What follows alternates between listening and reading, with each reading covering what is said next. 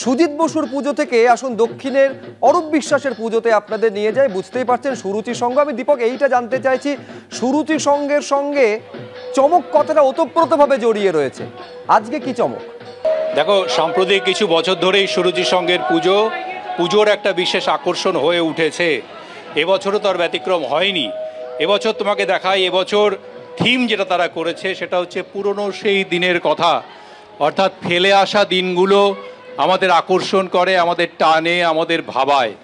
ব্যক্তি থেকে যেমন আমাদের অতীতের যে সমস্ত মানুষ শুধু গোটা রাজ্য নয়, দেশ এবং আন্তর্জাতিক স্তরে বাংলাকে প্রতিনিধিত্ব করেছে, বাংলার সুনাম বয়ে এনেছেন, তাদের ছবি এখানে লাগানো হয়েছে। তেমনি ফেলে আসা দিনগুলোতে যে সমস্ত জিনিস আমরা ব্যবহার করেছি, যেমন টেলিফোন, আগেকার দিনে সে টেলিফোন, সেই তেলের টিন, গরুর গাড়ির চাকা, সেই রিক্সো, সেই সমস্ত জিনিস দিয়ে মণ্ডপ সজ্জা করা হয়েছে। এবং চারদিকে যেটা দেখতে পাচ্ছি যেন মনে হচ্ছে চারদিকে আবাসন, অর্থাৎ সেই কংক্রিটের জঙ্গলে আজকে দাঁড়িয়ে রয়েছি। কিন্তু অতীতটা আমাদের কংক্রিটের জঙ্গল ছিল না, অতীতটা ছিল অন্যরকম ভালোবাসার কিছু দিন। সেই দিনগুলোকে স্মরণ করার জন্য থিম তৈরি করা হয়েছে। আরেকটা বিষয় উল্লেখ করি, সেটা হচ্ছে আজকেই বিকেলে পুজোর উদ্বোধন করেছেন মুখ্যমন্ত্রী। তারপর কিছুক্ষণ আগেই এসছিলেন ক্রিকেটার ব্রায়ান লারা।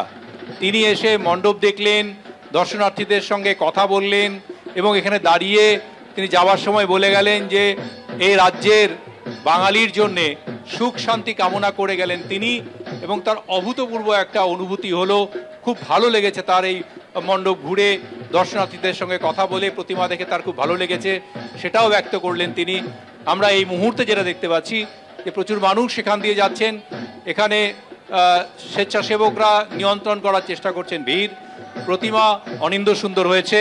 এবং যেটা বলছিলাম যে সাম্প্রতিক কিছু বছর ধরেই সুরুচি সংঘের পুজো আকর্ষণের একটা অন্যতম কেন্দ্র, তার ব্যতিক্রম এবারও হয়নি।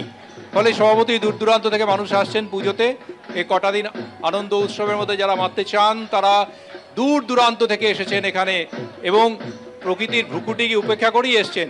বৃষ্টির একটা আশঙ্কা ছিল, কিন্তু এখনো পর্যন্ত বৃষ্টি হয়নি। প্রকৃতি সদয় এবং প্রত্যেকে ভালোভাবে সুশৃঙ্খলভাবে এখনো পর্যন্ত এখানে পুজো দেখতে পারছেন।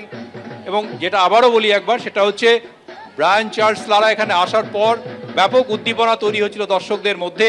তারা কেউ হাত মিলিয়েছেন, অটোগ্রাফ নিয়েছেন, ছবি তুলেছেন এবং ব্রায়ান চার্লস তারাও তাদের সঙ্গে মিলেমিশে গিয়েছিলেন কিছুক্ষণের জন্যে। বাঙালির উৎসবে তিনিও একাকিত্ব বোধ করেছেন এখানে দাঁড়িয়ে। একেবারে সেই মুহূর্তের ছবি দর্শকদের সামনে তুলে ধরছি যখন ব্রায়ান লারা এলেন সুরুচি সংঘে। We would like to thank you for your gracious presence, and this was the moment what we are waiting for.